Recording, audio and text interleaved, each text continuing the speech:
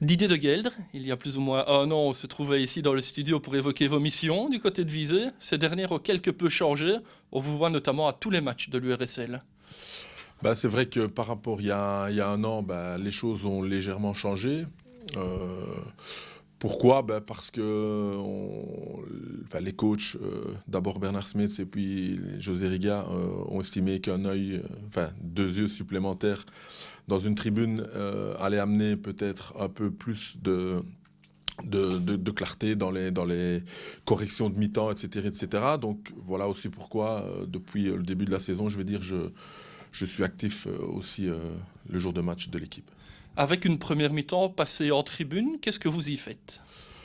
Ben voilà, donc il faut savoir quand même que mes missions de scouting sont toujours les mêmes par rapport aux saisons précédentes. Donc je regarde évidemment si ce que j'ai rapporté au coach se vérifie le jour de match. On a la chance que régulièrement, c'est quand même souvent ce que j'ai vu et ce que l'on a vu après via les vidéos qui se représentent. Mais bon, voilà, donc je regarde un petit peu si tout ce que j'ai dit au niveau des phases arrêtées du système, des qualités des joueurs, si ça se vérifie.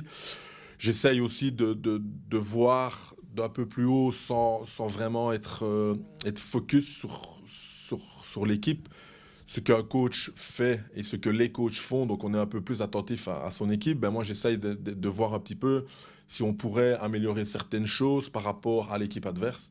Et à la mi-temps, ben, comme depuis le début de saison, ben, je donne un peu mon avis de ce que j'ai vu. Après, ben, c'est le coach qui décide s'il y a des modifications ou des choses à changer. Oui, et puis en deuxième mi-temps, vous allez souvent sur le banc alors. Ben voilà, parce que bon, généralement, la première mi-temps et la deuxième, c'est souvent la même au niveau du système, même si de temps en temps, il y a des petits changements.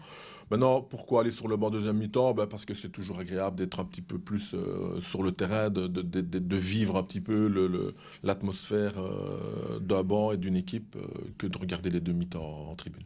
Alors vous l'avez dit, vous scoutez toujours les autres équipes. La prochaine ici du côté de Visé, ce sera Ninove. Sans rentrer dans les secrets, qu'est-ce qu'on peut savoir sur cette formation? Ce qu'on peut savoir, c'est que j'ai déjà regardé 2 matchs de Ninov ce week-end. J'attends impatiemment leur match qu'ils ont joué samedi contre OHLB pour encore une fois regarder. Voilà, il y a plein de choses à voir, plein de choses à savoir, mais je pense que les secrets et ce qu'on voit, on essaie de les garder dans le staff.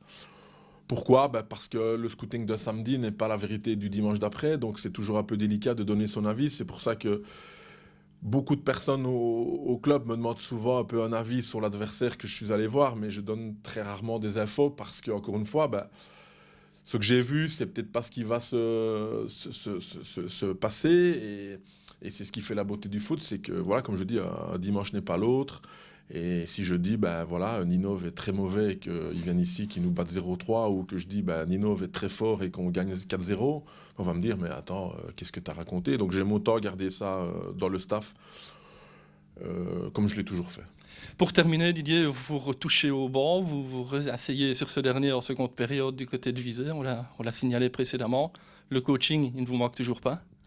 Le coaching ne me manque pas, c'est sûr. Je ne voudrais pas, en tout cas, reprendre une équipe full-time. Ça, c'est une certitude parce que, voilà, comme je vous l'avais dit, ça demande beaucoup, beaucoup, beaucoup de choses en plus du coaching.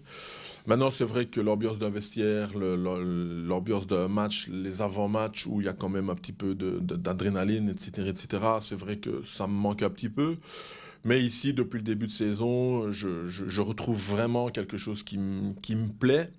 Pourquoi? Parce que ça me permet aussi de voir beaucoup de matchs, de faire ce que j'aime, c'est le scouting et les vidéos, et être en direct avec les entraîneurs, les joueurs, avec les présentations d'avant-match que je façonne avec l'entraîneur.